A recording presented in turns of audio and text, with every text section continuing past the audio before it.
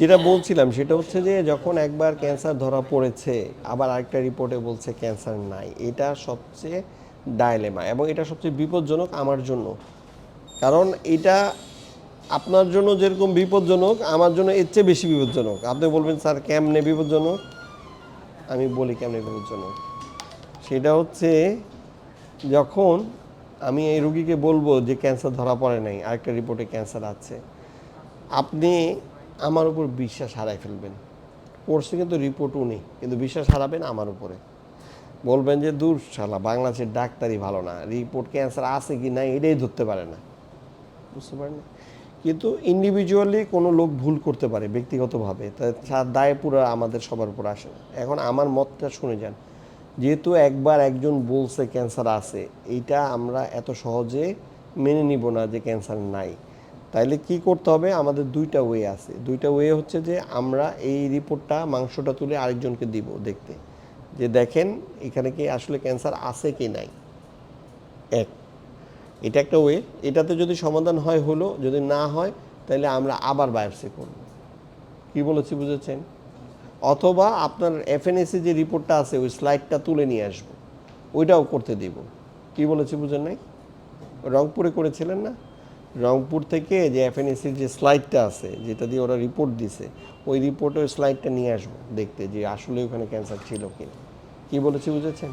এটা ঢাকায় এনে আরেকটা সরকারি হাসপাতালে দিব, যে পরীক্ষা করে দেখেন যে আসলে ক্যান্সার আছে কি নাই। বুঝতে পারছি?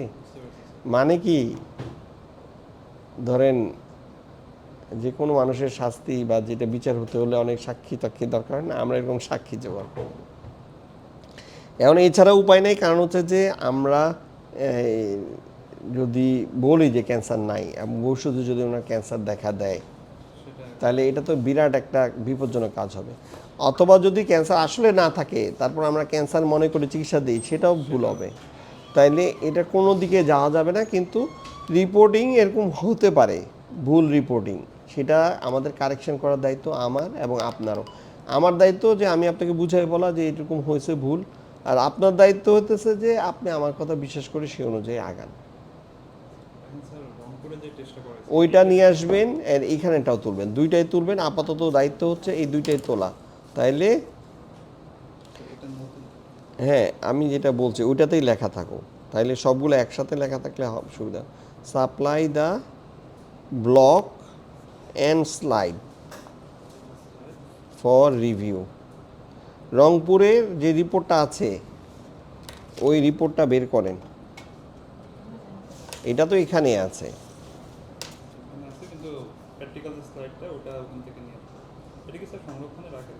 হ্যাঁ, 6 মাস।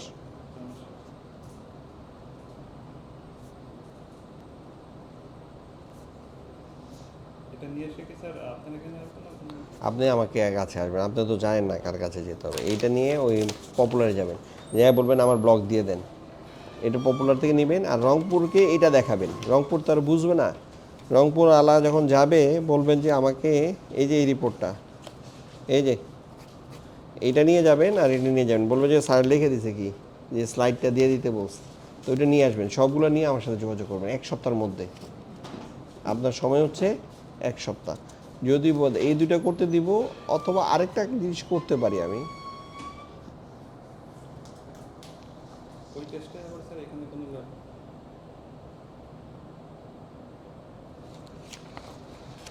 আবার একটা টেস্ট করতে পারি দুইটাই একসাথে।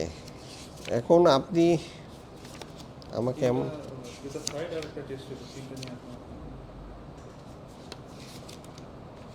ম্যামোগ্রাম করছেন কখনো?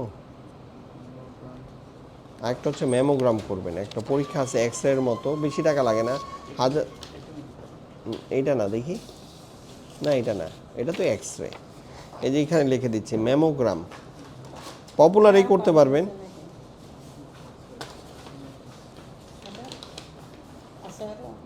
না না, ম্যামোগ্রাম হচ্ছে ব্রেস্টের এক্স রে। ম্যামোগ্রাম হচ্ছে ব্রেস্টের এক্স রে, ব্রেস্টারে চাপ দিয়ে ধরে মেশিনের মধ্যে এক্স রে করে। ওর এক্স রে করলে ব্রেস্টে কোনো টিউমার থাকলে দেখা যায়। তো ম্যামোগ্রাম করবেন, একসাথে আরও অনেক পরীক্ষাই করা যায়। আমি চিন্তা করতেছি ধীরে ধীরে আগাবো।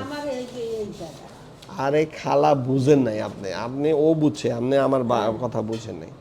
এখন আপনার রোগ আছে কি নাই এটা নিয়ে এক ডাক্তারে বলে আছে, এক ডাক্তারে বলে নাই। এখন একবার যেহেতু একবার আছে বলছে, এটাকে তো আমার শিওর হইতে হবে যে আছে কি নাই। এটা তো এমন না যে হেলাফেলা করে বসে থাকার মতো রোগ। কারণ চিকিৎসা করলে যেহেতু আপনি ভালো হয়ে যাবেন, আপনি বসে থাকলে 1 বছর পরে আসলে আপনি দেখা যাবে যে এমন অসুস্থ, তখন আর ভালো হচ্ছে না। হয় না যে আজকে যদি ঠান্ডা মাথায় চিন্তা ভাবনা করে চিকিৎসা দিতাম, তাহলে আপনি সুস্থ হয়ে যেতেন।